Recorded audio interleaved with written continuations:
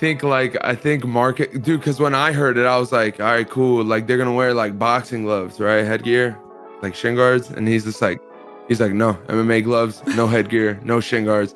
And I'm like, yeah, I actually had like a weird confrontation with Jake Paul like a while ago. We didn't talk, but it was just a weird thing. Keeping that guy away, that might be long enough for your boys to come over if you're in a situation. Yeah, and definitely. I got jumped outside a club. My friend got in the trouble outside a club in England by like actual gypsies. Like they exist here. Like Right. they were like shirts off, jumping the rails at the club. They were like up like that. Let's go. I want like 4-on-4, but then they throw in a bear randomly. Just like, all right, boys, let's see what happens. Fuck it. This is the same bear that fought Khabib. This is the only guy that beat Khabib.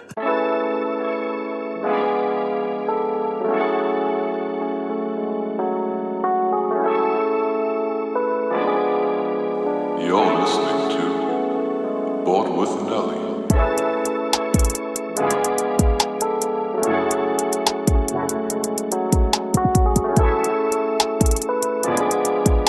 Welcome to a UFC special pod, I guess. I don't even know what to call this. It's just the boys just going to shoot some shit, talk some MMA. Me and JCC are massive MMA fans. JCC is the biggest FIFA YouTuber on the planet after like this guy called KSI. Aleksa is an MMA fucking beast on up and comer. So I don't know. We were just gonna talk about random topics. First time Aleksa, we talked about more like, you know, stuff that is very specific to you, your training camp and stuff. I thought today would be more like we're just two MMA fans. We just want to talk like just random stuff. And before we started the show, we wanted to talk about one of the biggest stories in MMA, which is the heavyweight division. Jon Jones, you know, still looking for that big fight. Where does Stipe fall into the equation? Why does Stipe always get screwed, I feel like, out of a rematch or a fair deal for his resume? Why is he not getting that fight?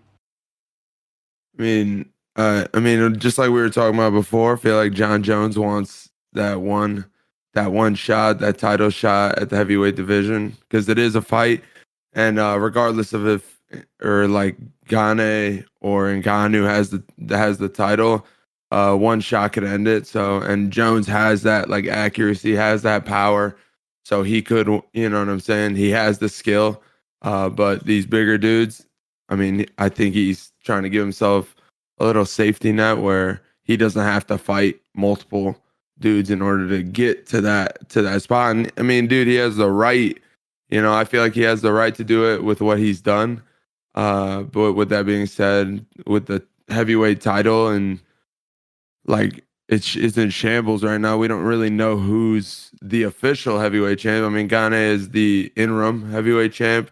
And I mean, I'm honestly not even updated on what happened with Ngannou and the title. Did they strip him? No. I think he's still champ, but I think he wanted to do the whole like I think he went back to Africa. I think he wanted to do the whole champ shit. You know, they go on tour. They want to make a bit of money with the belt and all that. But I think everybody, at least from a fan point of view, was a bit like, "Where's this interim title come from?" It was a bit random. Yeah, I think he's a great fighter, but like it was 4 months after. I want to say Ngannou's won it. He's given yeah. That's why I was a bit confused. I was like, you know what I'm saying? How are they giving out an interim title when Ngannou just got the belt? But with that being said, dude, the title is kind of like it's a toss up right now. Yeah, he's the interim champ, but he's probably gonna have to fight. Gane's gonna probably have to fight Ngannou. This is probably the most interesting the heavyweight division has been in a long time. Yeah, you know, since Stipe was holding it for so long. And you know, I wish he was still holding it, but you know. Yeah, but that's why I think it's unfair for Stipe though, because you look at it and you think those guys are both French or they have French links. They want it. There's rumors of that fight being in France, let's say even if it isn't, those two guys fight. There's probably a rematch there, unless Francis starched Gane. Like if it goes the way of Gane, maybe beating him on points or something. You look at a rematch. So if you're Stipe, you're looking at sitting on the sideline for a while, which is kind of unfair. Like, really, he's already beat the champ once. Guy there too, right? He's the oldest guy. He beat Francis, and then he lost to him, and he didn't get his rematch. So yeah, it would set up for a trilogy, and in that case, like, I mean, I'm not necessarily 100% sure that Stipe would, if he's actually, I mean, another title shot would be sick. I mean, I haven't talked to him. If I were him, like what I think would be, the best, is like another title shot. You get the money in, you get the shot at, revenge or whatnot. Getting your belt back, or a shot with Jones. That big money fight. A lot of people would talk about it. It'd be huge. It'd be a huge card. Jones would be a sick fight. Jones versus Stipe. Two people that, like me personally, I never thought would, collide. Jones coming in the heavyweight division. I was like, oh man, and then there's actual talk about it. It's wild. So like, I think that'd be a sick fight. And then both dudes get paid. Stipe gets his, it's a money fight. Yeah. And then it's he like a can video game fight. It's sick. Yeah, it really is, dude. Like when you pick a light heavyweight against a heavyweight, who you're gonna pick. But I think if I were him, I mean, Stipe is what, 38 now. He kind of has the choice at this point, of what he's gonna do, if he wants to keep going, if he wants to stop. For as far as I'm concerned, I think he created his legacy and like, made a name for himself. I think he earned his way into like the UFC Hall of Fame and whatnot. He's still the GOAT of that division, no doubt about it. 100%. Like until Francis proves otherwise for the next 5 or whatever, how many years Stipe was dominant, who's discussing that Stipe is not the GOAT? That's dude. That term, dude. The term GOAT is like tossed around so much, so easily, dude. So easily. Like I think it's like the meaning behind it is it's almost like gone. Because a lot of people just tend to throw it around like if you beat a GOAT, you become the GOAT. Like that's not really like you beat a champion, you get the belt, but like if you beat a GOAT, like the dude, I mean, they've done something to become the greatest of all time.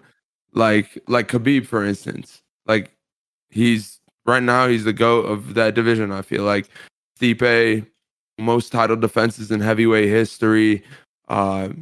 Beating like Daniel Cormier, big names.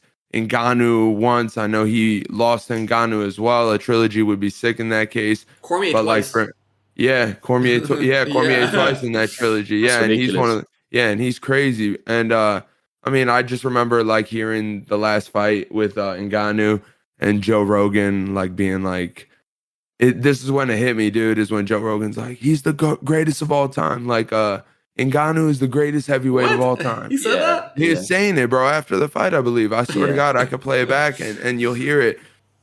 And like, I'm like... No, you hear that in MMA all the time, and it's so frustrating. It's so frustrating. So I'm like, how... Yeah.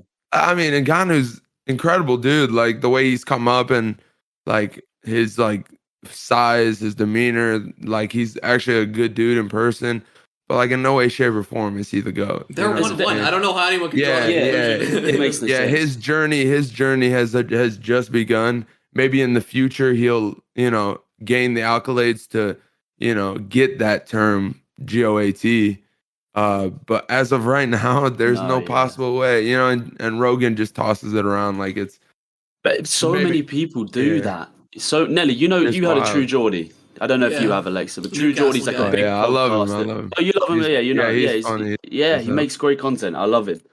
But he said about Usman and Colby rematch, and he said it a couple times. I watch all his MMA content. He said Colby and Usman are the best 2 welterweights ever, with no disrespect to GSP. And I was just sat there like, what has Colby Covington done? Who has he beat to be in the same breath as GSP? Like, that's my opinion, but come on. Like, Colby's a great fighter, but George St. Pierre, and it just backs up what you're saying, man. People get so hyped on like a couple of good performances, beat a few good people. Was he saying like GSP didn't beat anyone like good, and it was a different time? He wasn't really talking shit about GSP. It was more just saying that like Colby and Usman are the greatest 2 we've ever seen, and used George's name. Like I said, no disrespect to George and Pierre, I just think they're both better because of how the sport's evolved, and it's just like. So ridiculous. What? It's like Stephen A. Smith of MMA, like commentary. Dude, I can't stand listening to that, dude. Yeah. Dude, I don't. I mean, dude, the way he talks, and then mainly because I always, when I hear his name, I always connect it to his like mitt work he did. on his Instagram. Dude, like it's crazy. Yeah. So like I saw that and I'm like, this dude doesn't know like shit about fighting. He doesn't know nothing. Like the guy can't even like fight himself. So whenever I see him like criticize another fighter, dude, I can't stand that. Is that frustrating as a fighter yourself? Like when you hear people come out with opinions like that, such high profile opinions getting so many views, and you're there like you don't even know how to throw a jab. Like how are you talking? Yeah, absolutely. And dude, I even like not high profile people, and like as surprising as it sounds, there are people like not in the Serbian community and in the Serbian community that would come up to me and like, hey man, you know what happened your last fight? And I'm like, why'd you throw uppercut? Why did you? I'm like, yeah, you should have. Like, you know what I'm saying? Like, if you bend your knees and you twist your hip, you know what I'm saying? You get a little. Oh my god! And I'm like, you know, it's mainly like it usually comes down to like the cardio thing, and they're like, bro, you gotta really like dig deep and work on that cardio, and I'm like. They say sipping a beer in a bar, yeah? yeah, exactly. So I'm like, bro, like, if you really get in there, like, you know, you would understand. Oh, yeah, I get it. But, you know, next time, like, get that It's different with MMA, right? It's different with MMA than any other sport because MMA is so much high stakes. And even, I've talked to you twice. I've accidentally got to talk to Stipe through a random sequence of events. But even talking is a very big difference between just giving an opinion and then being sure of yourself of like this random like fact that you think is like, oh, GSP is definitely not that good, or oh, like bro, you should have moved his hips, or like just something very specific that you'd actually have to be a fighter to know. To me, almost feels like once the pandemic ends, I want to get into some jiu-jitsu or something just so I'm well versed. I watched a lot of MMA. Me and JC literally talk about MMA 5 days a week, but just even have a conversation with MMA guys. I want to be able to say, okay, I've gotten in there. Maybe I'm shit, but at least fuck, I've tried. I know a little bit about, let's say, jiu-jitsu or one discipline. It's not like that in any other sport. Yeah, for sure. And there's like, and the numerous amount, and I could tell you like the numerous amount of people that I know that are actually like involved in the sport. Like my brother, for instance, like he ain't a yes man by any means. Like he's my biggest critic, and I love him for that. But like he actually trains with the team at Strong Style whenever he gets the chance, just because he's just doing it to just like up his skill level. And if he wanted to, I feel like he could get into the cage tomorrow and do very, very well. But he does have like a great job outside of MMA. I mean, it's usually an MMA fighter's kind of like entrance into it is they're just kind of looking to make some money, and then they get to that point. But he, like, for instance, he always tells me he's just like in my camp, he'll like participate.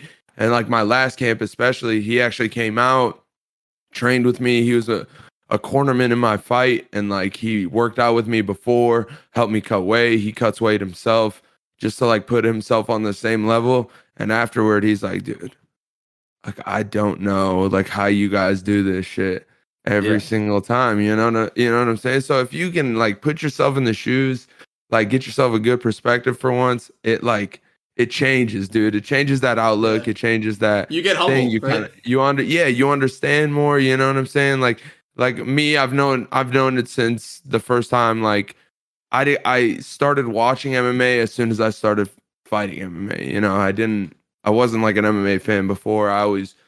I never really watched the sport, but I jumped in like 10 years ago, and I started watching, I started training, and the only thing I've known is just like that grind. So I never kind of got the first perspective, but a lot of people that are friends with me, that train with me, that do everything with me, they're really like, they're like, dude, like it's crazy. It's crazy how much you actually have to put into it. And it doesn't even come back down to the cardio or workouts or, you know, strength and whatnot. It's like when you get in there, it's something that nobody can ever experience unless they, you know, put themselves in the shoes, is that like that adrenaline dump, you know what I'm saying? That feeling of like fight or flight, you know, like you can get it in the street, like, but not a lot of people look for that, you know, look to do that in the street, which is smart. But like you get in the cage, you got a million people watching you. whether it's in person, a big stadium, or like behind that lens, people you feel are the weight of it. You feel the weight of you it. feel it, bro. Right? It's like it's different. It's hard to put in perspective. It's hard to explain just because it's the thing you have to experience. And even without like that camera lens and people watching, and like we had a tournament for a lot of dudes that were in our classes, and my coach is like, he's on point. He's like, hey, we're gonna have a tournament for these guys in the classes. If they want, they're gonna fight each other, and then they're gonna fight to get onto the fight team. You know what I'm saying? Is this Marcus? Is this Marcus? Yeah, it's Marcus. So he's like, we got a B team, we got an A team, and I want the B team to fight, and whoever wins the fights is gonna get on the A team. So we had a fight that night, family, friends. Everyone came down. They put on MMA gloves, mouthpiece, no headgear, no shin guards. Whoa. And they went at it, dude. And a lot of those dudes like really like felt that, that little bit of small ounce of what it is. Yeah, right? Yeah, and that's like, I'm happy they got to feel it like before they jumped in, where it didn't really matter if you win or lose. It's just kind of like a tryout. And a lot of those dudes, and my brother was one of those people in it. And he did really well. He his knee blew out at the final fight to a real good friend. Yeah, when he was fighting like a real good friend of both of ours. So all these dudes are friends, and they're fighting each other. It was a crazy night, crazy ass night. But this seems like does this happen in every gym? Like this seems wild. You know what, dude? I think market, dude. Because when I heard it, I was like, all right, cool. Like they're gonna wear like boxing gloves, right? Headgear, like shin guards, and he's just like. He's like, no, MMA gloves, no headgear, no shin guards. And I'm like, for real, we're going to let him do that? He's like, it's what you do. It's what the boys do. If they want to fight, they're going to do it. And I'm like, all right. And dude, the whole night I had like a pit in my stomach. I wasn't even fighting, but like I knew these people. Yeah. And they're fighting each other. And I'm like, I just don't want anyone to get hurt. You know what I'm saying? Especially your brother's like in my there too, brother's right? sitting there too. So I'm like, I got family in there. I don't want. But he did really well, and a lot of the other guys did well. People got like clipped and like came back, and the show was just a war. It was crazy. It was wild. Is there footage of this? This was behind closed doors. It was behind closed doors. Like family, friends came. I'm sure like some of them filmed, and it was why I think my buddy has a clip of like him like clipping one of my good teammates now, and like he got like spaghetti legs gone. But there was rules, so like you can't like if you got an opponent hurt on his feet, you gotta go to the body, for instance. So it kind of like it pulled you back in that circumstance. And when you take him down, it was no shots to the head with your ground and pound. So like then it was so they had some safety nets in there. And the dude that got clipped actually ended up tossing up like a triangle choke, finished the fight. What? And he walked out like not knowing where he was. You know what I'm saying? My boy Isaac. But he's a dude. He's a champ in that aspect. Like he doesn't give up, and he's a good fighter. He's come a long way now, so he's way better. But a lot of those dudes that came out of that tournament are like amateur fighters on the come up now. Right. So you got a good experience from it. Yeah, it was a perfect thing for them, and I had an experience just like that. I had an an amateur MMA fight with my closest friend, like one of my closest friends. He's a bigger dude than me. He's a black belt in judo. I'd done kickboxing for like 5 years at that point. And so we were just like always joking around with each other, like wrestling. And we were all around his house in his garden, drinking beers. And then everyone was like egging it on, like, oh, what would happen? We stripped down to boxers, did a weigh-in. Everyone was drunk. The whole thing got filmed. It was like three 2-minute rounds, and we had the same thing. We were like, all right, we need some rules. So like, if you take me down, please don't elbow me in the face on the floor and stuff. So he's like ground and pound. Oh, it was the funniest thing. I have to show you boys the footage one day. It's the funniest thing. Oh, for sure. I'd love to see that. It's so amateur, man. You'd laugh your head off, but it was good. You'd be surprised. Me and my god brother.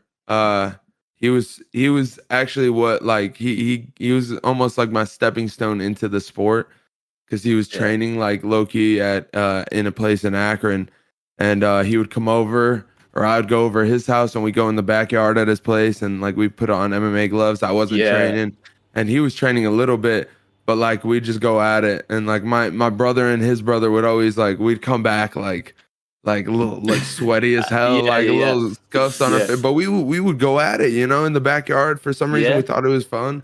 Like looking back at it, something bad could have really happened, but thankfully that didn't happen. But me and my brother and his brother would be like, what the fuck are you guys doing? You're going in the backyard, you're fighting like for fun? Like what the hell? Man? I think as long as that like one of the people in the situation isn't ridiculously skilled, then it's okay. Like, cause me and my mate, we're both like amateur. Like I said, he's a judo guy. I'm an amateur striker. So like, I don't think we'd have to be fairly unlucky to knock one of each other out or something, because we were both just fairly useless and a bit scared of, you know what it is? We're both so scared of getting hurt in front of your mates, because we had like 7-8 of our boys there all filming it. One was reffing it, one was like running around with a beer reffing. I slipped down a hill and he took me down, and my mate goes, "You don't get that sort of terrain change in the octagon," and like everyone starts laughing, and he's just on top of me like he's hitting me in the body. But so it's like British Kimbo Slice. Yeah, it was like those rules. That's funny, man. That's funny. That's good though, man. Yeah, sorry, go ahead. Yeah, you still get that experience and whatnot. So that's all. It was good fun. Yeah, definitely enough experience to know I couldn't do it in a UFC octagon, mate. So but I mean, you maybe in the street, you're like a little flashback, and you're like, If I ever see Nelly slipping, I'm going straight to the ground into a fetal position. No, I only did jiu-jitsu for like 3 months, and it was a very humbling experience, because you go in there like a fucking plucked chicken. You just feel so vulnerable. The first dude that gets you in a rear naked, and you're like, fucking come on, bro. You immediately, okay, there's so many levels to this, and then you start grappling with some of the bigger guys, and you're like, holy shit. And then it's always like the dads. It's always like you see a guy who looks like a dad body, 5'10", average guy, and he's just on the ground, and he'll just like be talking to you whilst he's just manipulating anything he wants to your body, which I'm sure you know more than anyone, Aleksa. He'll just like be putting your arm over here, and he'll be like, "So what you did wrong is you did this. So you want to do that?" And you'll be like, "Okay, like, I can't stop you from doing anything." I remember I had neck pains every time. Like I came home, like, man, I know how to rear naked at this point, boys. You don't have to keep doing that. Let's do something else. For real. I was going to ask you, now that you've seen your brother fight, this is a question I asked for Stipe, because I thought it was really interesting, because he's obviously was in your corner a lot of fights. Is it harder being a coach, or is it harder being a fighter? Is it harder watching a guy that you have no control in, or is it harder for that whole being in the octagon yourself? I definitely think it's being outside of it and watching everyone, because I have teammates and I go to their fights. And like we see different things, right? Because in the moment, like everything's chaotic. You're kind of like you're looking like here comes the right hand, here comes the jab. Like in my end, I see like a full. It's like tunnel vision in the cage when I'm outside of it. I could see like a full 360-degree angle. I can see what the dude's doing wrong. You know what I'm saying? Because I keep seeing it. While like you're in the cage, you got to kind of protect yourself. Sometimes you don't get to see those things. So I definitely think outside the cage, definitely a bit harder. Because when I go in the cage and like the door locks, it's a little nerve wracking. But when the door locks, it's like, I'm here. Game's on. I'm here. You made it. Yeah. Yeah, I'm here. Like doors locked. Like if I wanted to, like I couldn't fucking leave. So like doors locked, and dude in front of me is gonna try to like kill my ass. So like now I gotta do this, So like when it comes down to it, it's kind of just like fuck it, like you're here, you train for it, and you just let it play out. But like outside the cage, you got a little more like your brain's moving, Yeah. You're not. And You're not care about as well. Yeah, exactly. So you're not in that fight or flight because you're safe, but you could see. You want the person to be safe, so it's a little more nerve-wracking than being outside the cage, I think. And definitely for coaches, because they're always, they want the best in you. Like my coaches want the best in me, and inside and outside the cage. But when it comes to fighting, and we train so hard for it, all they want is me to do the right thing. I'm sure it's like, I'm always like, you know what I'm saying? My brother's like, oh, I'm like nervous. I'm like, I'll say I'm nervous. My coach is like, you think you're nervous, dude? Like, right. I'm like the dude in the corner, you know what I'm saying? So, I definitely think outside the cage, a little more nerve-wracking.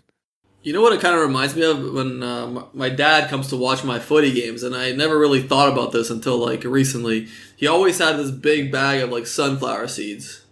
So he's watching me play soccer as a kid. He played soccer like I don't know, third division Serbia. Like he was pretty solid.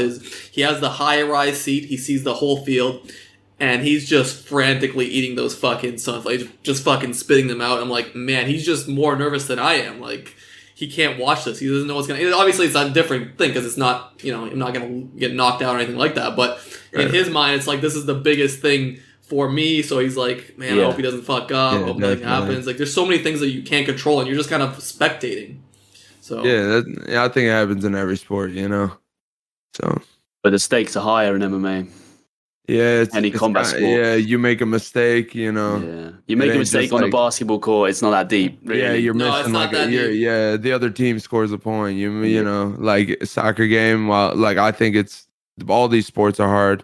Like you mess up, you concede a goal. You mess up in MMA, it's a bad night. Serious injury, and then all that and whatnot. Yeah. What were you gonna say? Go ahead. No, I had nothing. I was gonna bring up the Jake Paul, Tyron Woodley. Oh yeah, please. I didn't want to talk. It's on my list. Yeah. It's on my list. Yeah. Okay. Yeah, I was thinking if you what your guys' thoughts were on the whole thing. JCC, please. What do I think? I think Jake.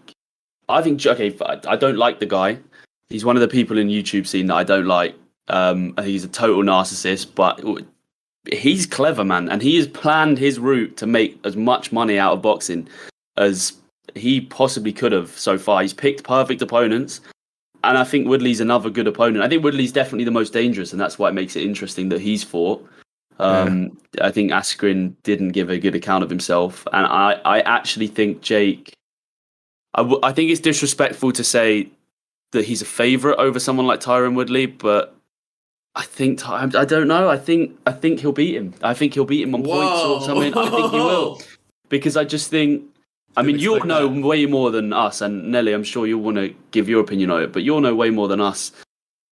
But training MMA and training boxing, they're very different. Like, this is my opinion. Like, you might say, maybe I'm wrong, but a lot of people think that it's like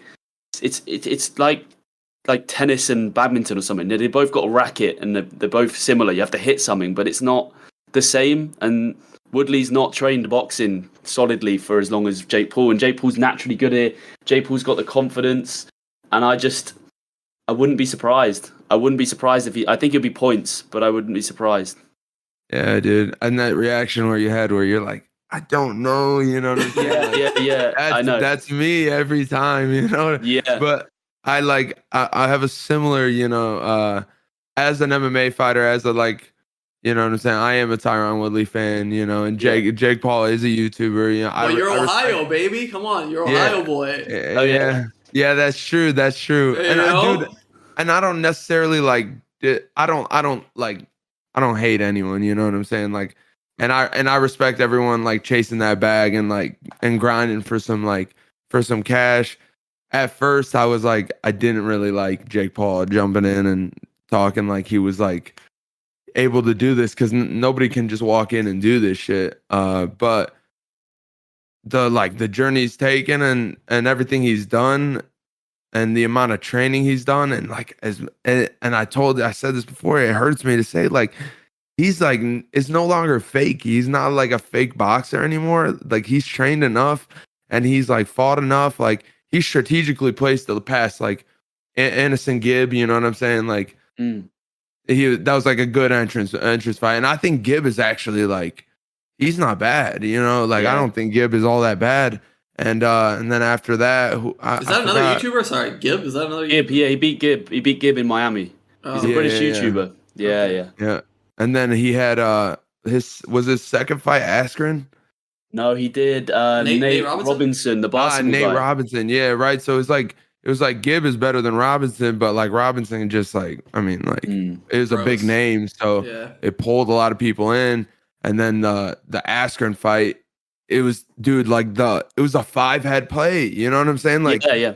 You got Ben Askren with MMA accolades, wrestling accolades. Like this dude is top notch, like fighter, wrestler, insane. But dude, he cannot box worth shit. You know, like he has all these things. He was like one champion, like defending the title, went into the UFC. He actually put up a good, he got like starched by Masvidal, but you know, he put up a good, good career in the UFC, and like it's just a good name to take because it was an easy fight for him.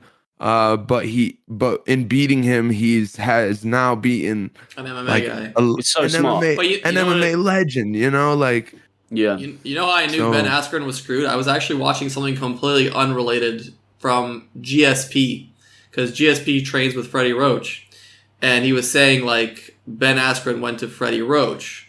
However, GSP's like he only went one time. Like they were supposed to do more, but he ended up only going once. So like there was a lot of talk. This was from GSP, like that he wasn't as serious about boxing, so he just like didn't care. Like he just knew he was gonna get a fat payday. Went in there, didn't really care. Also, he doesn't have a background in boxing, so like he looked completely lost out there.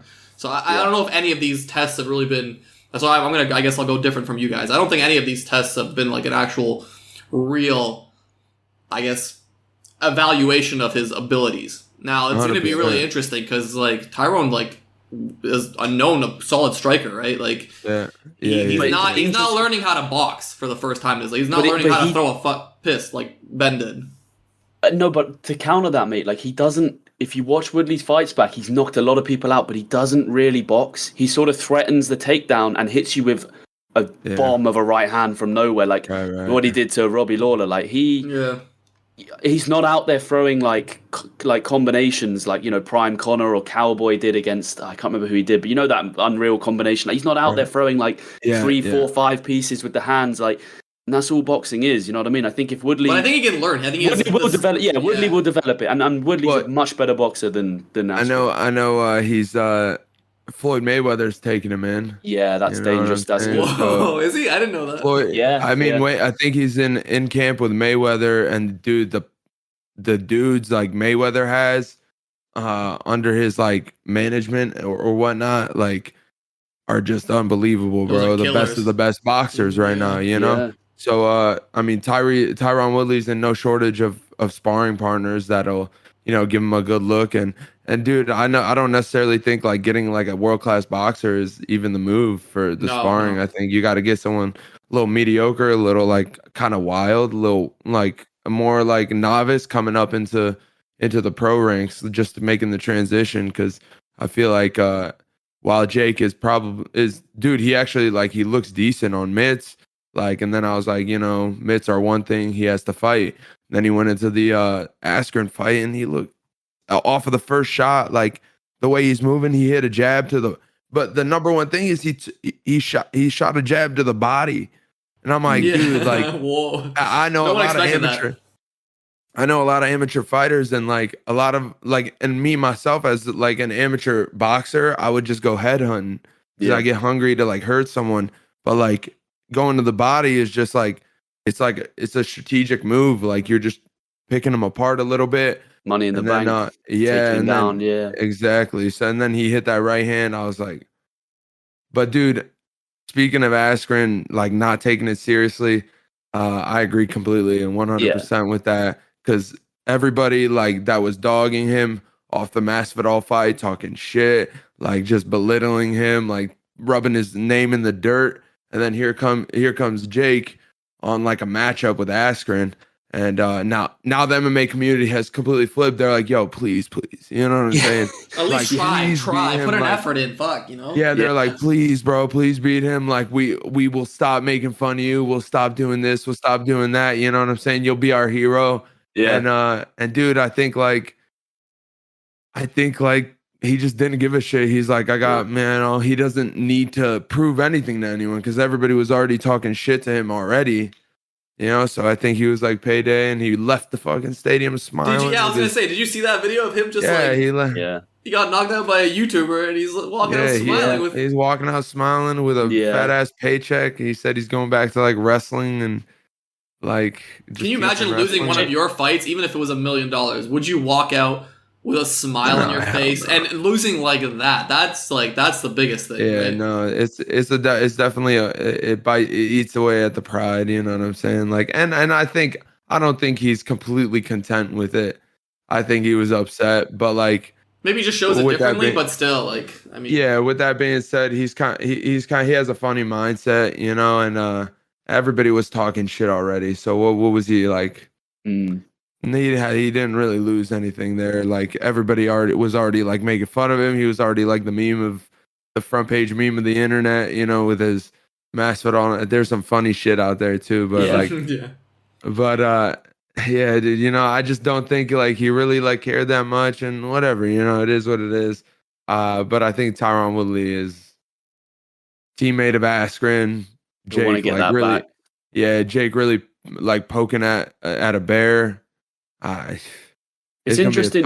Jake and again being so smart. If you look at Jake, everyone he's fought is so much smaller than him. People think I think people think Jake's a small dude. He's not a small guy. He's 6'1". He's probably what 215, 210. Yeah, walking around 210. Yeah, he's bigger than Woodley. He's a lot taller than him, I think. And everyone he's picked to fight is like he's like light heavyweight UFC terms. He's fighting welterweights. There's no weight and stuff. Yeah. There's no. No, they do meet. I think they do like a 190. I think they did. Yeah, they got some catch weights there. 190 Tyron, pounds, Tyron fights like 70, right? 170. Like, yeah, he's a big 170. Like he's a lot of muscle, but he's not tall. But he's a lot of muscle. But it's like, you know, I think if Jake was stupid, he might be looking at the middleweights. He might be looking at the light heavyweights if he wanted a death weight. But he's knocking out welterweights, and it looks really good on paper. But it's like, and I'm not hating on it. Like it's impressive. If you can beat Woodley, it's unbelievable. But it's just smart. It's keeping it a little bit more even for him. Just like that, he's probably going to be 25 pounds heavier than him, maybe 20 pounds. It just gives him that little advantage. For sure. Yeah, and then I think Tommy Fury is on the undercard, and they've been talking shit a lot. And that being said, dude, like I know he's a Fury. I know like he's a pro boxer, but he does have like a padded record. Yeah, he's been fighting. He fought a lot of dudes like with some real shitty records, and he's a good boxer. But I wouldn't put it past. I think that'd be a good fight. That's another thing about it is like arguably Gibb.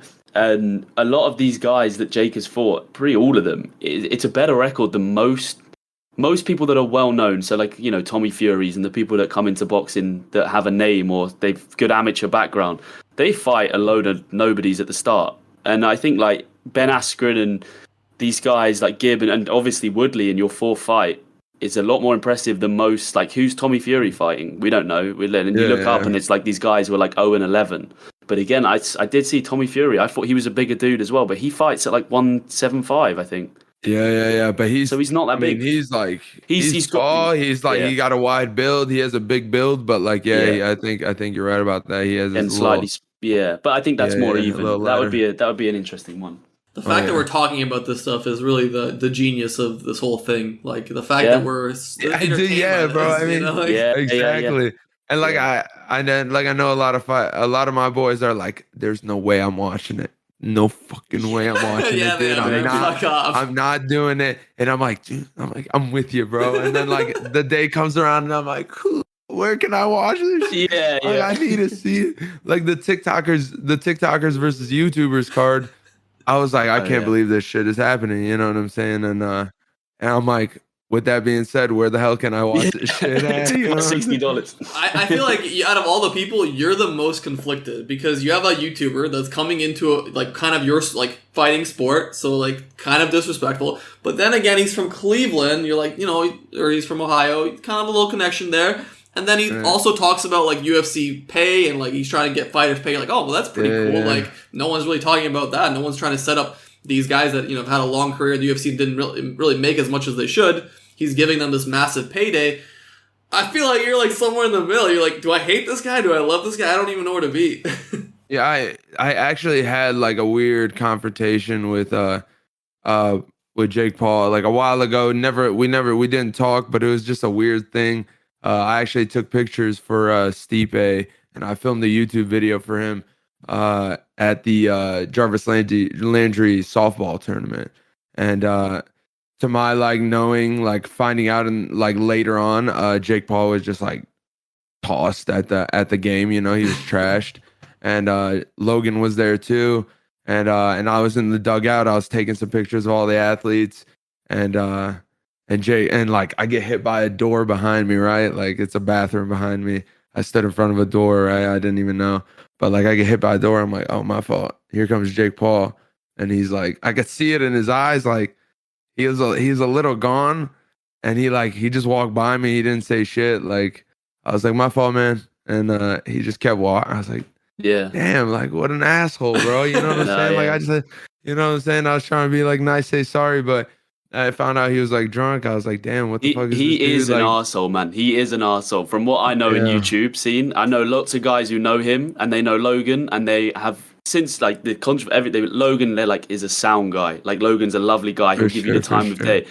Everyone just says Jake is just the biggest dick. And that's part of his success, I think. Yeah, for sure. And you got people talking about you too, so it's like. But then here's I'm gonna throw not a wrench in this thing, but like just a counter.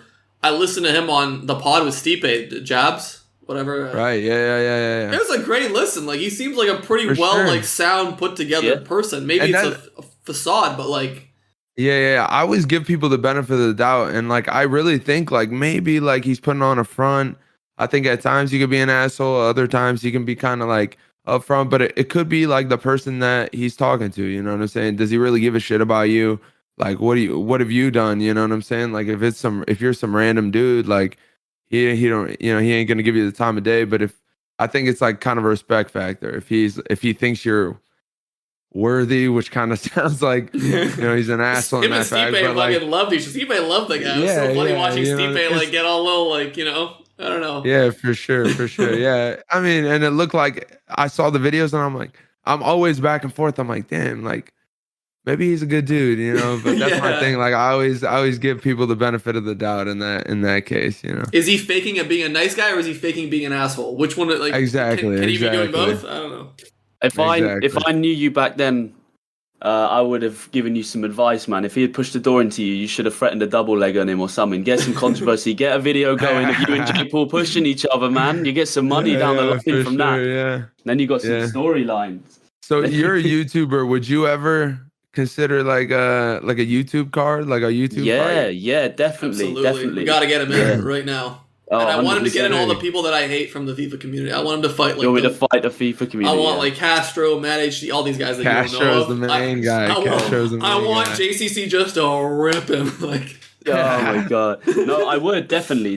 I've done boxing and kickboxing for a long time in my life, like a long period. I'm no pro or anything, but I'm good. I like it, enjoy it. But yeah, kind of they've kind of gone away really. Those YouTube events, the TikTok YouTube one. I thought it was a bit whack. Like I just didn't really rate it. Obviously, if they offered me good money and that, and you go do it, you do it. But for sure. The whole thing, like I feel like JJ and Logan made it huge, and then like everyone else has sort of been feeding off the scraps. Yeah, they're riding on the coattail. It would feel a little bit like unless someone came to me and was like, oh, here's like 20 grand, get in there and do the thing. Yeah, all right, sweet, I'll go and do it or whatever. But for sure, I do it for. I wouldn't be looking for it. If someone said, here's enough money to sustain for a year, you can quit your job, fully dedicate to like training, I have no problem saying I'm going to go do my best and I'm going to try to beat the shit out of this guy because I genuinely don't like them. But it's not an opportunity that's been handed to me. So hell yeah, for sure.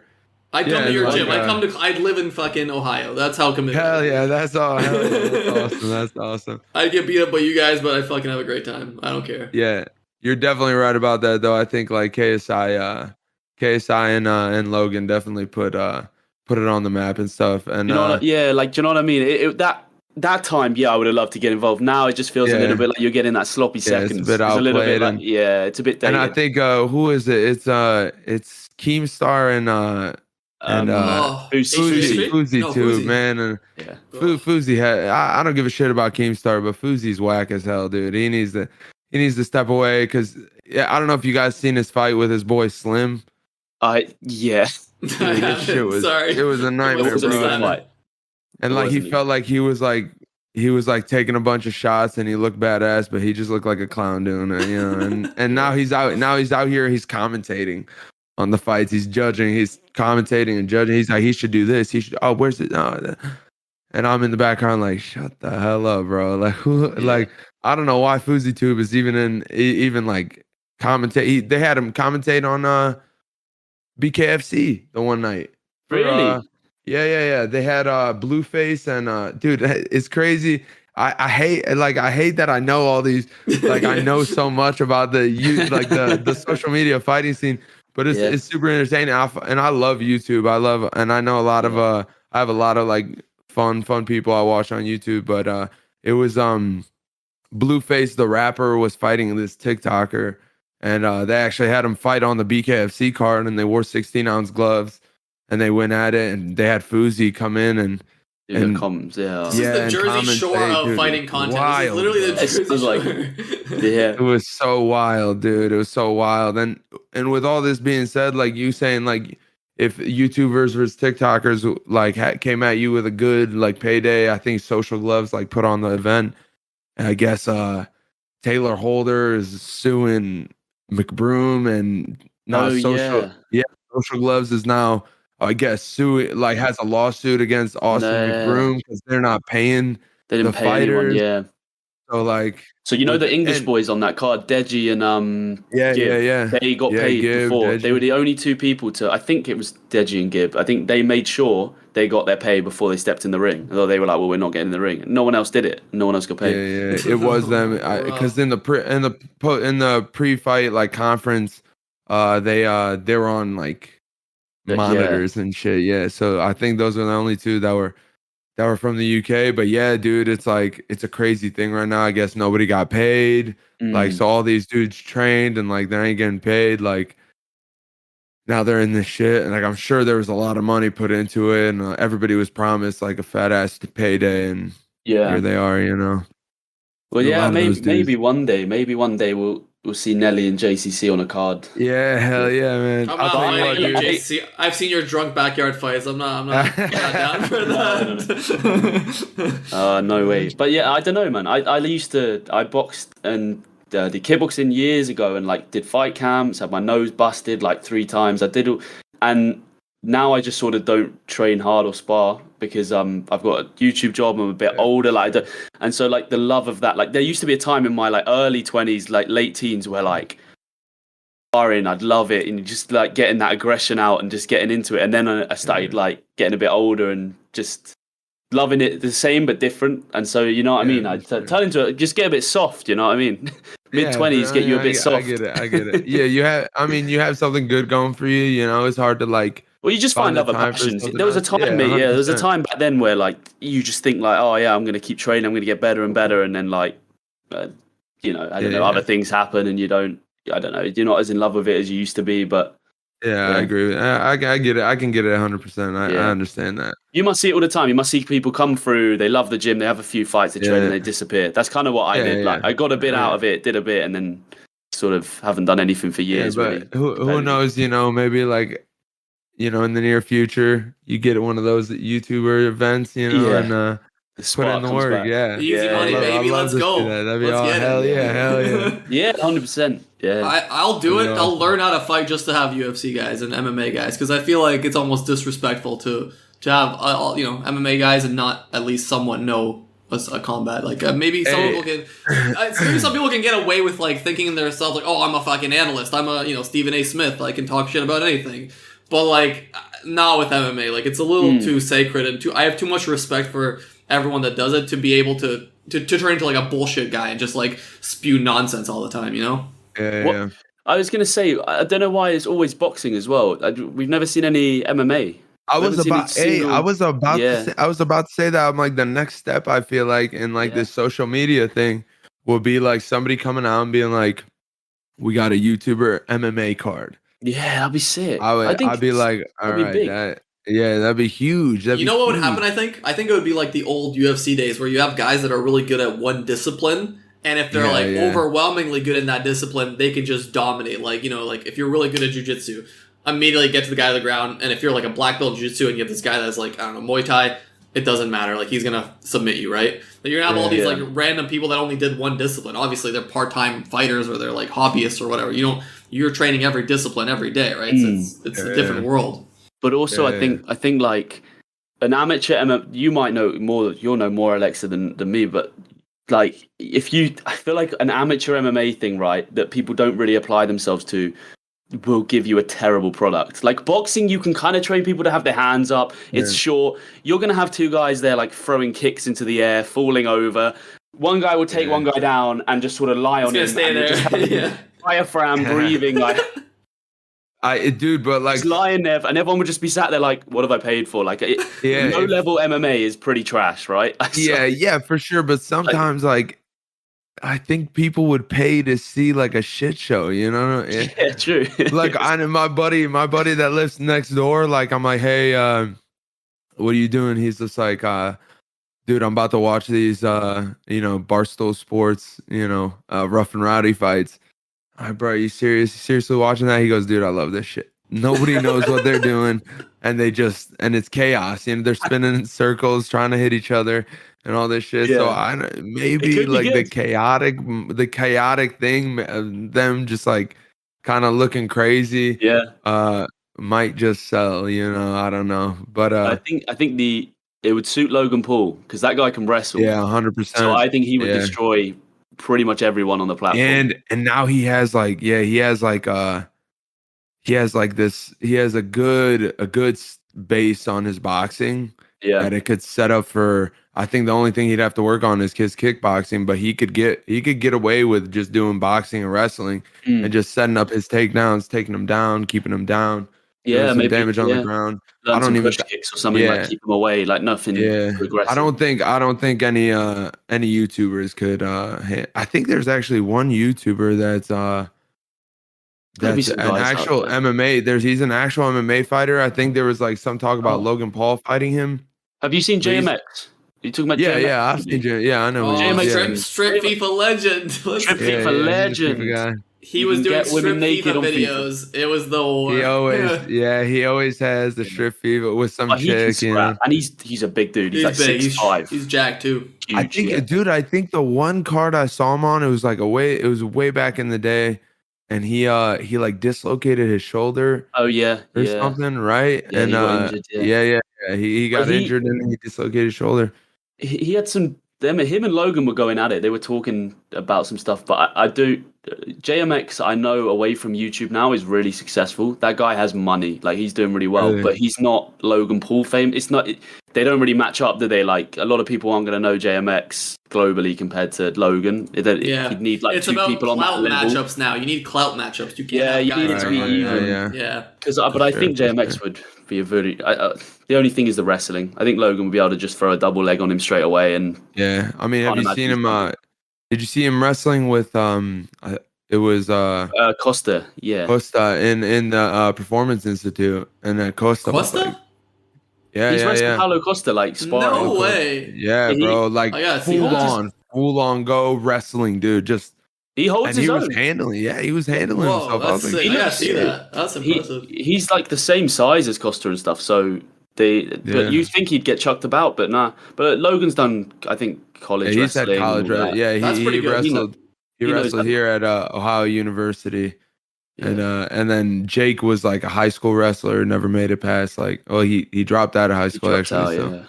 So he never really got a chance to do that. But I think both of them are athletic, and it plays in their favor. They can do some shit that not a lot of people would do. When you said Barstool Sports, it made me think of there's this one, I don't know what event it was. I think it was in Russia. I don't know, maybe you guys have seen this, maybe you haven't. 3 versus 1. Yeah. Have you seen that? Yeah, have you seen that? Dude. It's so funny. This guy starts out like he's ready to go. Like he's fucking amped up. The 3 other guys. One guy goes to the ground, grabs his legs. The other guy like holds his upper body, and the third guy just starts wailing on him. Mine ends in 10 seconds. Dude. 10. It's like it was the title was like 3 versus 1, exactly how you thought it would be. Like dude. And actually, go ahead. Yeah, you're good. No, I was just gonna say we got to start getting some crazy shit like that in the UFC. I want to see I want to see Connor and Jones versus DC and Khabib next year. Make it happen. Just mad tag team it up, like one in, one out. We actually we do this drill at the gym. It'll be like a 2-on-1 drill actually. So like and these are like some fun ass, crazy ass days at the gym. But like my coach Marcus, he'd be like, "Hey, we're going 2-on-1 drills." And like if I'm like the one person, he'll give me like two people that are like 100, 70, 180 pounds, right? So it'll be two people there, and we'll just spar for like 3 minutes and just 2-on-1 and just like reaction time. But it's meant for like reaction time, and but it's not MMA. It's it's just boxing 2-on-1. Yeah. And dude, it's wild, but like it is twice the cardio. You're like you're trying to hit like, and there's like strategic stuff we all do. Like it's usually one dude is like they're usually like off center, right? One dude's over here to the right, the other dude's to the left, and I'll start like striking this dude to the right, and then the dude to the left is like behind me, so like I'll like spinning back fist into the next dude. You know what I'm saying? So there's a lot of strategy behind it, but the mistake the two people make is like one dude is standing behind waiting for the first dude to finish, like finish old Jackie Chan movies where everyone's just sitting in circles waiting. Yeah, exactly. Me, dude, I'm over here like my partner's hitting him. I'm gonna get in on this side and I'm gonna start hitting him as well, There's no waiting, like I'm in, So they make the mistake of waiting. I just go in. I'm like, all right, I'm gonna take advantage of this. That no word of a lie, that exact story, that I won't go as far as saying saved my life, but it saved me from getting my ass kicked, because we used to do that drill at kickboxing, but more of a self-defense thing. So our coach would get us to have like two guys against you. And you can't do much against two guys, but he'd give you like basic instructions to try your best with your footwork to get one guy behind the other guy and never let them move around you. So you might hit the guy. If that guy's moving to my left, I'll move to the right and keep that guy there. So he's always behind, or he's trying to get around him, and you can't do it for much. But he says like even if you get 3-5 seconds keeping that guy away, that might be long enough for your boys to come over if you're in a situation. And definitely. I got jumped outside a club. My friend got in the trouble outside a club in England by like actual gypsies. Like they exist here. Like they were like shirts off, jumping the rails at the club. They were like up like that, let's go. And I literally used that for like 5-6 seconds, and it saved me. Like I fell down the curb onto the floor, got kicked in the ribs by one guy, got up, and I remember like thinking, I was drunk out of my mind, but I remember like moving to the right to keep one guy, and I pushed him into his friend, and like they sort of fell back a bit. And by that time, like loads of other people got in and started pulling us off. But I remember like that drill going through my head of like, just don't let them get like either side. Because if one's here and one's there, what am I doing? You got to keep them in the line of sight. So it's good. It's a good drill. Yeah, for fun. Sure. Yeah, it keeps you on your toes. You got to react. It's not as chaotic as those 3-on-1s in Russia and whatnot. They actually have some like those team MMA things.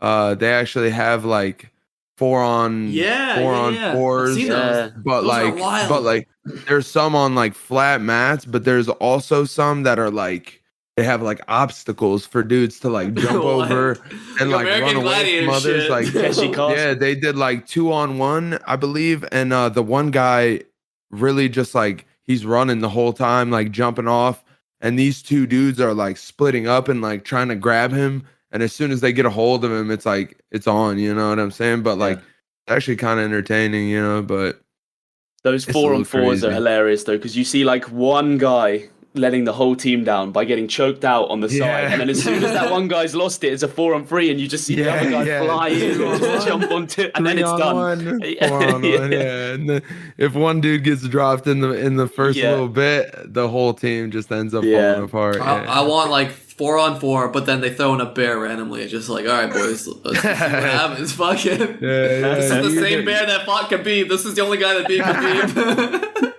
That's like the goat, dude. The goat, bro. The real goat. Where's the goat, bro? He's back. Shit, bro. Dude, I remember. Do you guys ever watch The Walking Dead?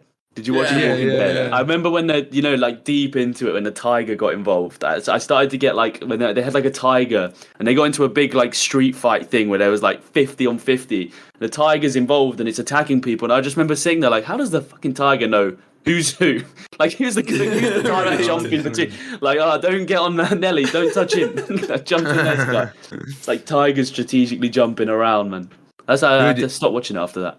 Yeah, my buddy lives next door. He actually he found something in like, I think it was in like Russia or China or something like that, somewhere around there. They do like, it's called like fight circus, and what they do is this is wild. I haven't seen anything yet, so I don't 100%, but he told me, he's like, this is what happens. I seen it. He saw it with his own eyes. They put like fighters in like weird spots, and they have them fight in those weird spots. For instance, like a phone booth, they'll set up. What? And they'll close them in a phone booth, and I guess they would fight in like a phone booth, or like they'll put them in like the backseat of a car and like have them fight in the backseat of a car, like crazy shit like that. And like it's called That's like hilarious. fight, Yo, called, that's sick. fight circus or something. I'm watching that. I'm saying like I was like, I haven't seen it yet, and I keep like bringing it up, and I'm like, shit, I have to see this, dude. Yeah. I can, you know what I'm saying? It sounds like fun. Sounds like a good time. I'd watch that 100%. Yeah. Absolutely. I swear the phone booth would be like that famous MMA clip from I can't remember who was fighting, but you know the one where like they both have the back of each other's heads in Japan, and they're both just like elbowing each other, or they're punching each other like in the face. They're punching each other from I like think, this far. Just I forgot their names, but it was a like legend. it was a big Asian dude. It was like, and then a big American dude, and there's a big American dude, and they come out and they just bang. I don't know how and why they did it. They both came out and their face was like, it's ridiculous. Like that dude couldn't even open his eyes. I'm like, yeah. Have you not seen that, Nelly? Have you not seen that clip ever? This. No, I they're in like a ring. Send me WhatsApp. I'll send it. They're in like a ring, not an octagon, and they're just like sort of the grip behind the neck, both of them, and then with the other free hand are just unloading on each other's face, and nobody's moving. They're just nobody's standing still. moving, bro. Nobody moved in it. It was kind of like a stalemate. Like it looked like they had an agreement or something. They grabbed. It was an MMA fight. That's some Diego Sanchez shit. They grabbed the back of each other's neck and just right hand.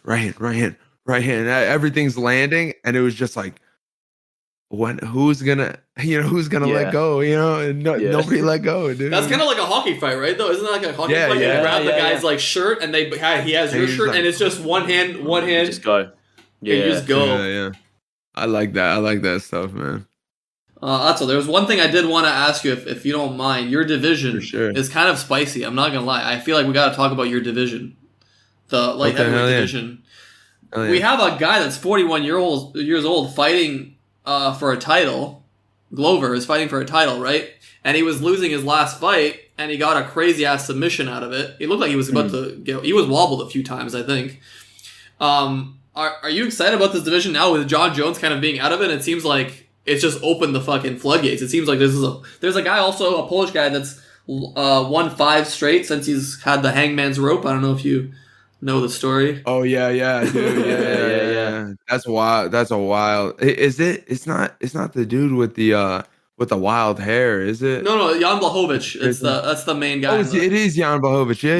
The other guy is Yuri something with the fucking. Yeah, that's what I was thinking. But like, Blachowicz has the hangman's rope. I was like, JC, you know about this? Or you look confused? Yeah, he's so. Correct me if I'm wrong, but there's a forest near there or something. No, you tell a story because I'll get it wrong. There's a forest and he found. Yeah, he was in Japan. He filmed a video of a guy in a forest. No, there was a guy that killed himself in the forest, and he apparently took a piece of the rope the guy killed himself with.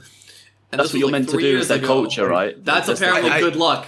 Dude, I think it was actually like a police somebody that was like cutting him down was like. Yes, he asked him if he wanted to take the rope. He's like, "Do you want to keep it?" Yeah. It's like it's considered good luck. I don't know if I would say yes to that, but like, I mean, he's the 205 champ, so he hasn't lost a fight since then. That's the fun fact. And he's is that Blachowicz? Is that the champ? Yeah, that is the champ, baby. And he's beat fucking whatever was his name. Adesanya. Yeah, he beat Iggy. Adesanya. Yeah. Beat Izzy. Izzy, yeah. Yeah, maybe it's the road, bro. It's like giving him good luck. It's a wild thing. But yeah, dude, the division's blown wide open. Jones leaves, and I think Blachowicz is a great champ.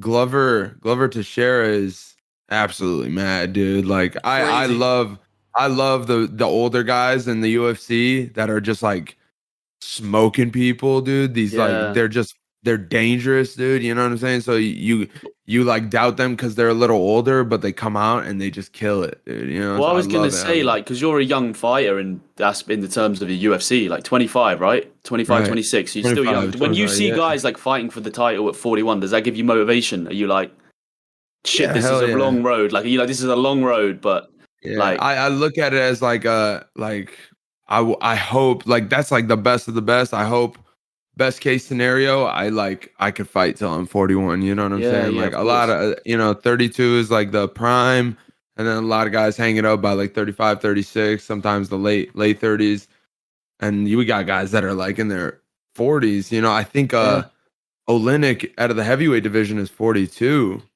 or something like that. And he's Alexi like Oleinik, Alexi Oleinik, and he's smoking people, you know. Like the other day I was talking to like an older fella. He was like, yeah, I don't, I'm older, I'm like, dude, you could do MMA. We got guys in the UFC that are in their 40s and they're like top 5, top 10, you know. So didn't Stipe start really late? Stipe started really late, I think. I think it had to have been after college because he was in college baseball and whatnot. And then, he probably started when he was like mid-20s, right? 20, 21, 22, something like probably like a little mid-20s, close to 25. Yeah. That's got to be really motivating for someone like you, right? Because especially as you're a bigger guy, the bigger the fighters, it seems like, to try and get into MMA at like 25 as a lightweight seems a little bit more difficult because I don't know, looking in from the outside, you'll know more than me again, but it seems like it's because it's a lot more like fast twitch muscles down there, fast pace, whereas the heavyweight guys obviously can be a little bit slower, the fights can be slower, and the proof is in it, isn't it? There's a lot of the older fighters are often bigger guys. That's true. I mean, we don't see anyone like in 40, 41, 42 and in any of the lighter divisions. These dudes are in the light heavyweight. Well, look at Tony, man. Look what Khabib said about Tony, and it seems to be spot on. As sad as it is, he was like, he's old and he's 37 or something, but he was like, he's too old to be fighting the lightweights, the best lightweights. Yeah, bro. He's been in some wars. He's been in some absolute wars. That dude's been through it, dude. I hate seeing him like his fight. Dude. It hurt me, bro. It hurt my soul. I saw like the way he was like shaking and like. And they called the fight, and I'm like, dude, I cannot watch this shit. Yeah, he wiped the blood away, didn't he? And he just went like that, and he was like, he was and the ref was like, whoa. Like, it looked like he lost his mind. He was like, like shit. I'm like, man, just forgot where he was. I think when he got Justin just beat him up, bad. Yeah, I hate seeing that, but dude, back to your question. It was division. Just talking about the division because it's bro. It was a rowdy division. Yeah, it's a wild one. And with that being said, like the people coming up in it are like, we got some like good Yuri, fighters on the come up. I can't wait for that fight. That's gonna be a fun one. Yeah. Oh yeah, dude. Yeah, dude. I'm pumped for him. Yeah, there's and like I know a lot of people know like the light heavyweights in like the top 10, top 15, but like on the come up, there's some dudes like that won their contender series fights. A lot of dudes that are like hungry, coming up and looking to make a name. So I feel like I'm one of those dudes, and I want to, do the same thing. So yeah, I had a bad run in like my my first loss, and then this past one. Just it is what it is, but. Yeah, I don't know how much you want to talk about that, but like I feel like you got really cheated a little bit with the officiating. Was this the fence grab? Yeah, it was the fence grab. I watched that fight. And, and like, bro, when I was in it, like I have no problem talking about it because like I think I performed great regardless of what what they decided. I believed it could have gone my way for sure. You outstruck him in every single. Yeah, department. I think a lot of people like saw like my actual ability to like move and strike in the cage, and I feel like I impose a big threat on my feet. And dude, I was on the cage, and that the only time he was like kind of doing something, or not even really doing anything, was when he had me on the cage. And I remember like trying to push him off, and like he just wouldn't move. I'm like, damn, like this dude's strong, like is a grown man, like he's strong. I'm like, all right, like this dude's strong as shit. I can't push him off the cage. I'm pushing him, and like I push him enough, and I feel him pushing back. I'm like, I don't know why you won't move. I throw a knee. I'm like, I'll take like a knee. He falls back in. I'm like, all right. And all I hear is like, get off the cage, let go, let go, let go. I'm like, and then he like, I see like, man, I forgot the ref's name. It was the big beard guy. I can't remember his name. Yeah, big beard guy. He's smacking his hand. I see him like smacking. And then like the whole time I hear this shit, the whole time he breaks the fight. And I was like, how many times? Like, I was like, how many times are you gonna break it? Like he's doing the thing. Like how many times are you gonna tell him? Yeah. And he breaks it, and it looks like he's about to take a point. He even grabs him by the wrist. Nothing. Go back at it. He's like, don't do it again. Next one, I'm taking a point. Hey, dude, that was towards the end of the fight. Yeah. What the hell? You think he's gonna put me on the cage again and just like risk that? No, he's not gonna do that. We end the fight. Like, and the biggest bullshit about all this is like, he actually like came in my locker room, and he's just like, hey, this is the rules. They always come in, they tell you the rules. And he's like, he's acting like a hard ass about it. He's like, this is your first warning right now in the locker room. If you do a penalty in the fight, that's 2. Third warning, 4th, I'm taking point. Boom. He's telling me. I'm like, done. Cool. I understand 100%. We go into the fight, do that. I watch it back. I'm looking at everything. All I see is this dude grabbing the cage. Like, I have respect for him, dude. He's a good fighter, tough dude. With that being said, like, if you're play like, by the rules, man. We play. I'm looking at the statistics, and I beat him on all fronts except for cage control. Yeah. Like, except for control, he has like 4 minutes of control, and I'm like, dude, I'm watching the fight. He's grabbing the cage. I watched it directly after they gave me the loss, and I'm watching it in a restaurant. We're having some drinks, eating some food. I'm like salty as hell, dude. I'm like, how the hell does this happen? Like, this dude's grabbing the cage. I talked to like that same night. My coach is like, dude, we're appealing this shit. My coach has never appealed a fight in his life, so he doesn't even know the process. But he reaches out to my manager. We're appealing this. This isn't gonna happen. This is bullshit. We're taking this. Now I might not get a win, but I definitely don't deserve a loss. I'll take that loss off my record, because like you know what I'm saying? What is like, that? I don't deserve no that contest? shit. Is that a no contest? Yeah, so it turned into a no contest. You can't like appeal a win off of another fighter, and then they just be like, all right, he loses, you win. Like, they're gonna have to call it a no contest probably, but I'd rather have a no contest than a loss on my record. Of course. And I talked to my manager. My manager's like, bro, we counted it out. It was 11 warnings. It was 7 verbal warnings. It was 3 physical altercation, and 1 full stoppage of the fight. And the dude did not take a point, bro. And like, that could have been the difference in the fight. It could have been the difference between a win and a loss. Outside the fight now, I'm gonna have to deal with a no contest. With that being said, it is what it is. I'll take what I can get. And I've had like people, like I've had like a few people, like not even like, I've had so much more support than like backlash off of my like decision to like appeal this. And I specifically remember one person being like, dude, like some random ass dude, he's like, take the loss like a man and just walk away. You know what I'm saying? I'm like, dude, I'm a fighter, dude. Like, this is my life. I'm a fighter. Like, what kind of fighter would I be if I just rolled over and died off this shit? You know what I'm saying? Like, I'm gonna fight, like, because I could take a loss. Like, one thing I know is like, I'm a man, dude. I can admit when I'm, when I lose. My previous fight against forgot what his name was. My fight in Abu Dhabi, I lost that fight 100%. I performed like shit. He came in, he did his job. He did great fighter.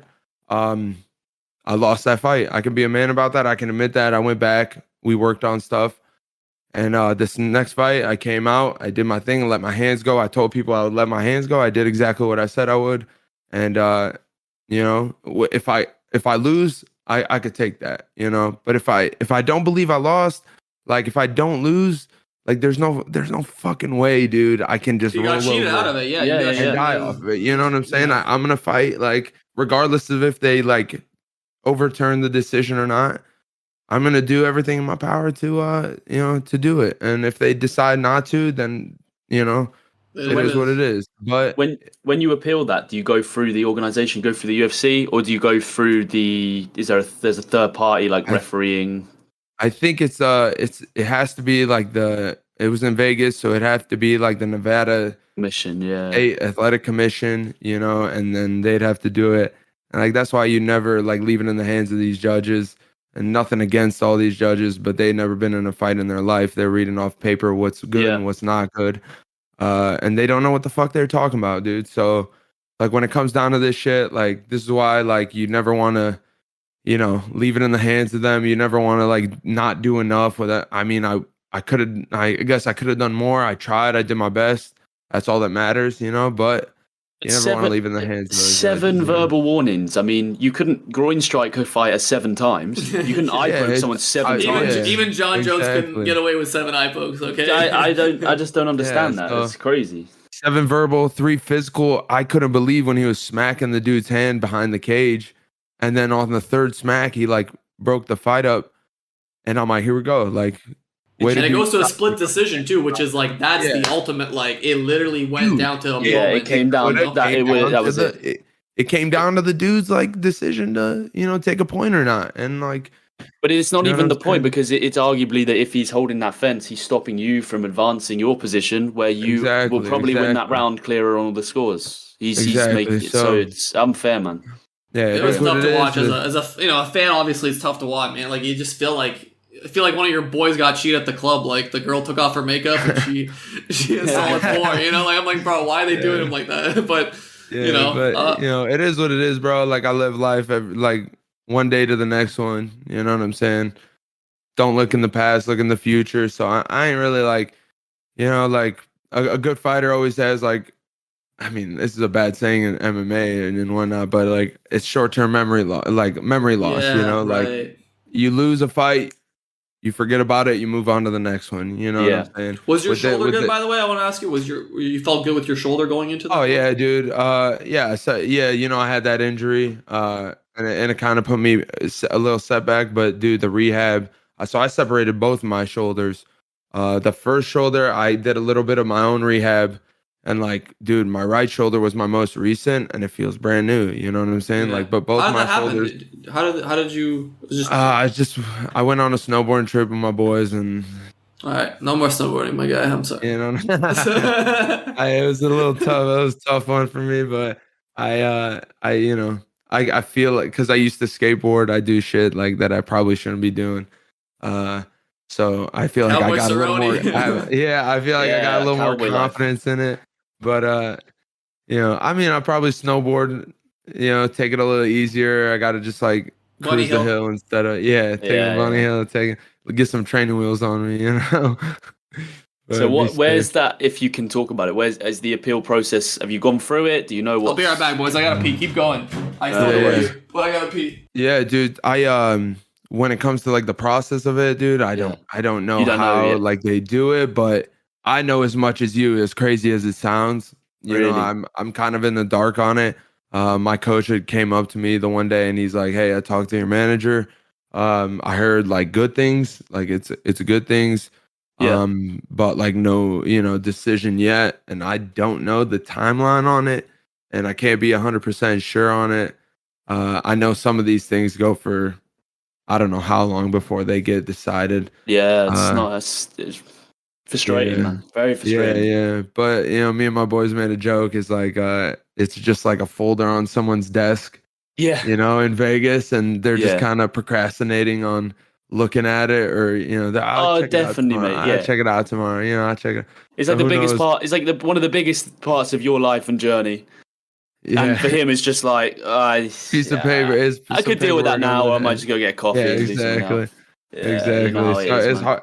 it's hard for me to be like, how long is this gonna take? Yeah. 'Cause it's a 15-minute fight. It's a 15 minutes on on tape to video watch, that you yeah. gotta watch. So how hard can it be? But like I said, I never went through the process. My coach never went through the process, and now Oh, we're kind of in like a little lull stage where we just gotta sit here and wait. Yeah. So But- are you training up for another fight soon, sort of thing? You just sort of we're hoping to be back in there in like end of the year, close nice. to the end of the year. So get another fight in before next year, and then Good stuff, man. So get it. Yeah. Well, hopefully you get the appeal.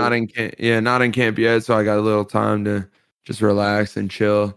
Talk to idiots like us about MMA. And, Hey, I love fights this, in phone booths and bears coming in. I love it, man. I love it. Nigel, I wanted to be a little less like last time. I just want to talk to shit with the boys. Like that's really much.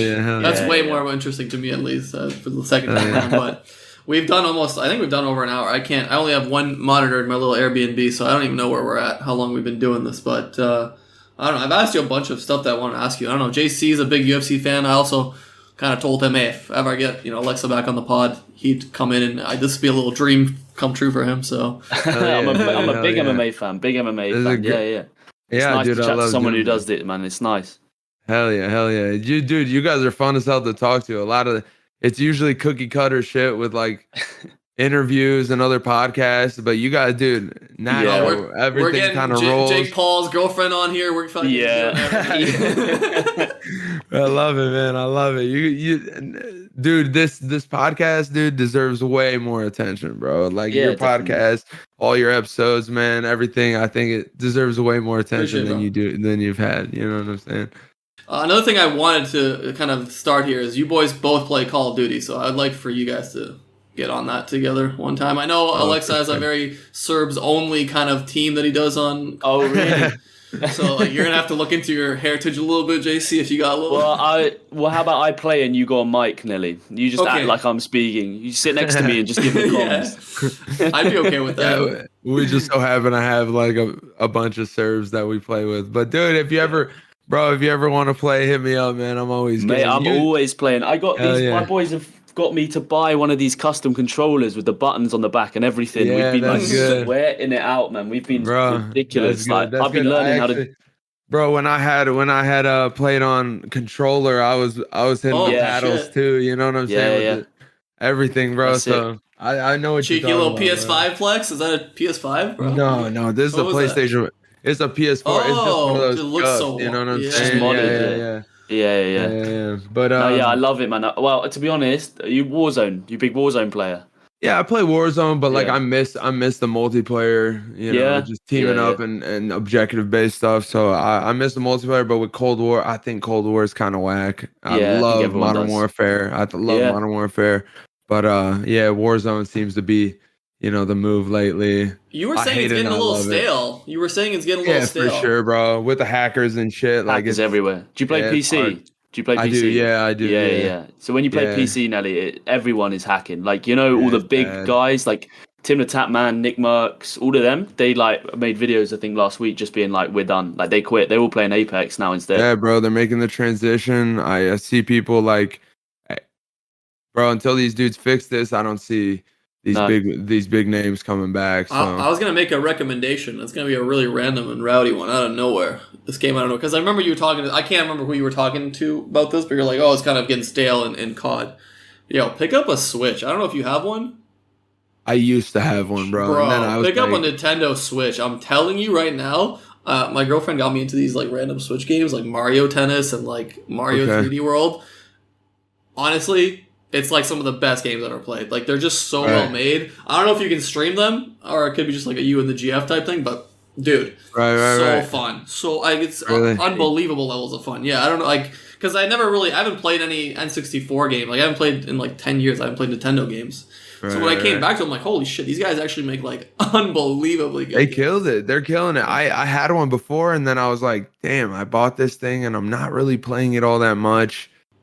I had Mario it for like Kart with the boys, like just these random games that you think like that that was like my main thing is I'd have the boys over. We just bullshit on like Super Smash or like Mario Kart. Yeah. And just go off. But then I kind of like there was a huge lull with it, and I was like, I'm getting rid of this thing. And you don't appreciate something until it's gone. 100%. So I get rid of it, and I'm like, damn, I wish I had the Switch right now. Yeah.